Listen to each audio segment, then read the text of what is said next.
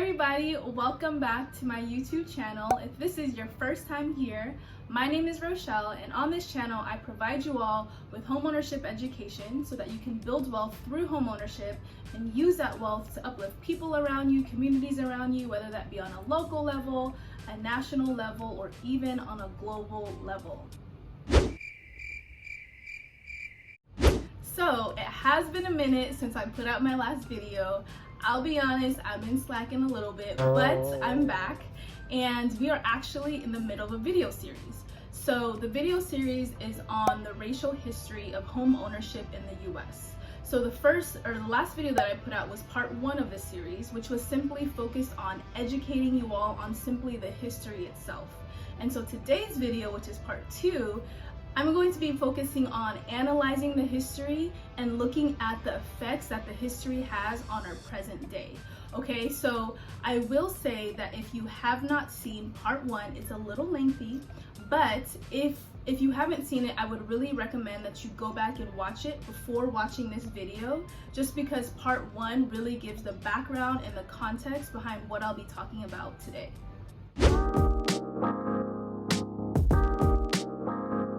Alright, so let's just go ahead and get started with today's content, okay? So the first effect that this history has on our today is probably, in my opinion at least, the most damaging and the most maybe detrimental effect that we see, which is the complexity of understanding each other's realities, okay? So let me explain. And let me also just say that this first point is not necessarily based off of like factual evidence, at least from what I've read. For me, this is just kind of based off of speculation, if you will. So if you watched the last video on the history, you will remember possibly that the government was very intentional about implementing policies that pushed segregation between Black people and white people, okay? And again, this was very intentional, and also oftentimes it was done with the collaboration of private entities and things like that. So with this segregation that took place, okay, not only were Black people and white people physically separated, right? Because of course that's kind of the point of segregation, but also there was this distance that was created on a social or relational level.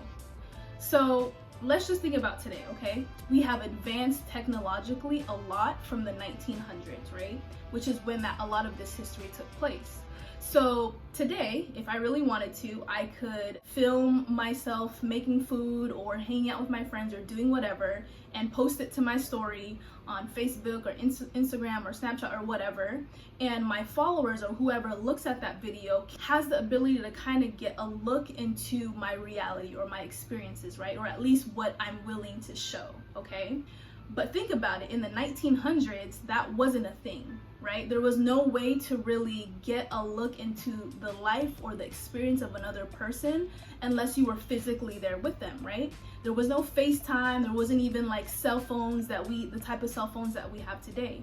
And so thinking about that fact and also thinking about that in the context of the history, there was a lot of room to make assumptions about what the reality and the experiences of other people are that we don't know, okay? Because of the fact that Black people and white people were physically separated, there was a lot of room, like I said, to make assumptions about how you live, who you are, the kind of things that you do, the kind of things that you value, right? And the problem with that is that this created tension.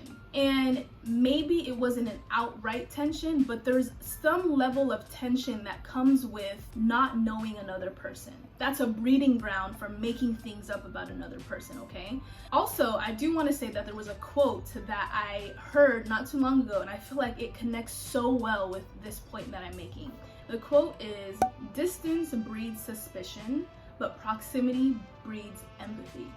That's exactly what I'm trying to convey right now, is that the distance that was created by the government, segregation, right? That distance that was created, it was the breeding ground for suspicion. And so what I did to kind of break down the quote is I looked up the definition of suspicion, which is cautious distrust. What this is telling me is that this distance began to create a distrust between two separate races. Now let's look at the second part of the quote. The second part says proximity breeds empathy.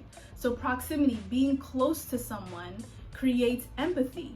And once again, I wanted to be clear and look up the definition of empathy, right? And so the definition of empathy here says the ability to understand and share the feelings of another person. And so because this is done by proximity, if there isn't that proximity there, where is the room for empathy? How do we have that empathy? The point that I believe that this quote is trying to make is that it's very difficult to create that empathy. And so again, this lack of empathy is so damaging because I'm not close to you, I can't understand you, I can't truly see what you're going through. I can't be a witness to what you're experiencing. And again, that lack of really understanding another person's experience leaves room to make assumptions. Sometimes those assumptions will turn into beliefs. And sometimes beliefs that one person holds, they'll pass down to their children and grandchildren. And now, before you know it, now it's a whole generation of people who believe something that was based off of an assumption or that was based off of ignorance, so to speak, okay?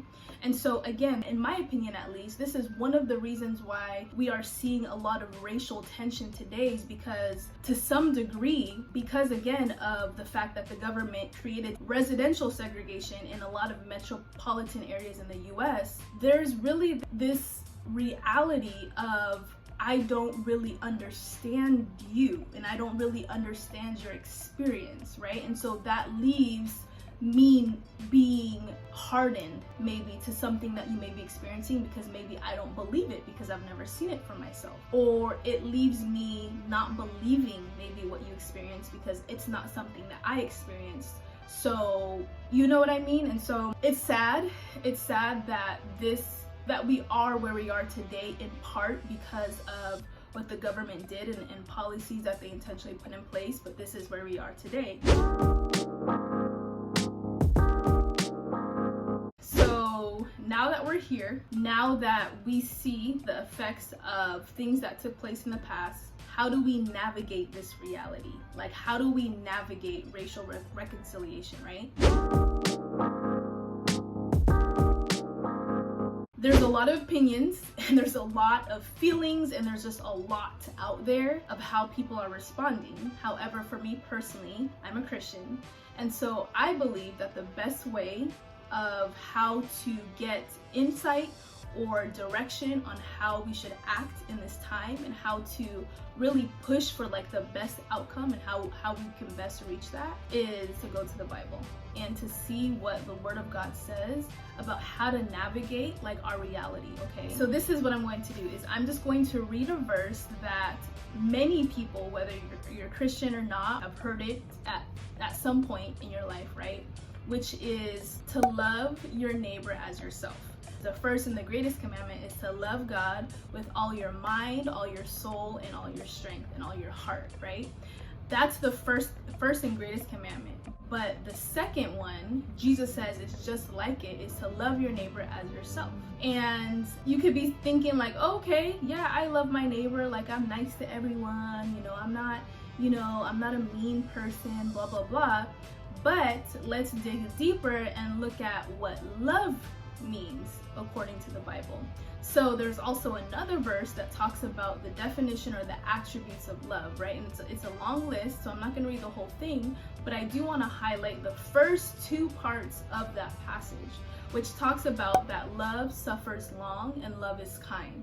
And another translation, another way to say suffers long is patient. So love is patient and love is kind. So just with those two things, that can already give us direction on how we're supposed to respond as we sit in this racial tension, as we sit in this with each other as humanity, right?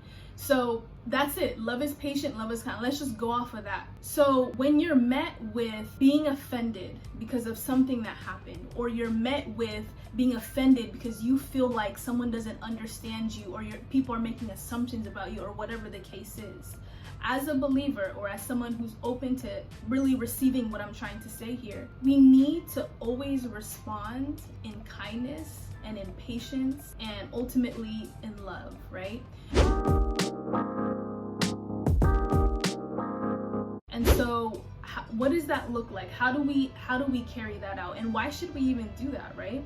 Well, the thing is, we have to allow space for each other to unlearn things and to change. Because at the end of the day, if love is patient, then I'm going to be willing to listen to you, and I'm going to be willing to allow your heart to change on this matter, because it may be something that you have to deconstruct. These beliefs may be something that you have to deconstruct after years of believing it, simply because your mom instilled it in you, or your grandparents, or your great-grandparents, or it's a whole family lineage, a whole family believes this, right?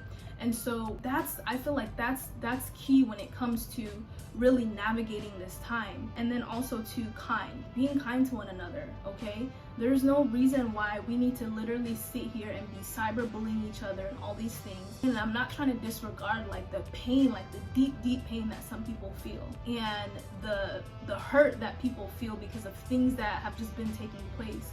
But at the end of the day, again, especially if you are a believer and you claim to live by the Bible, regardless of the pain that we feel, like, God still calls us to live and respond a certain way.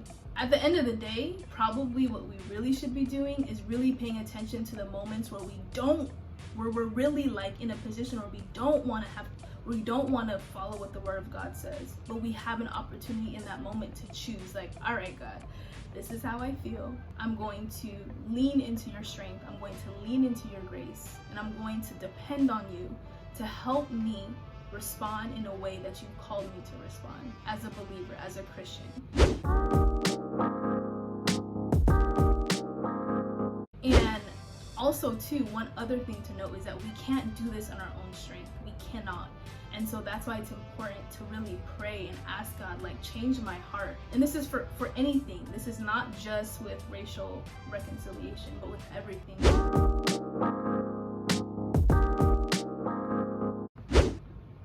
And kind of going in line with what I was just saying as well, we cannot forget that this tension, or what we're seeing today, isn't just physical, right? It's very much so physical, as much as it also, if not more, is a spiritual thing. Because if you think about it, how did we even get to the place where we were okay with distancing ourselves from other people? How did we even get to the place where we were okay with withholding love from other people and actually hating other people and being violent against other people and so on and so forth? Sin, the human heart, that's how. And so as much as the problem is manifested physically, like where we can physically see it, we can't just focus on addressing like the physical part. We have to also very much so recognize that it's spiritual. At the end of the day, a challenge is to always check your heart. Always check your heart, always, with everything, but especially with this racial reconciliation that we're trying to navigate as a people. Always check your heart. All right, so that is all that I have for you all today. Thank you so much for watching this video. Please give it a thumbs up, give it a like. Of course, if you have any questions or comments, comment down below. Please share this thing, right? Share this video with anyone who you think would benefit from knowing this.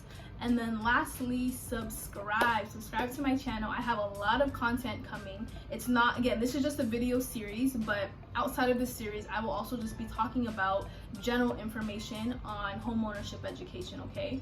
Well, that's all I have for you today, and I'll see you guys next time. Bye.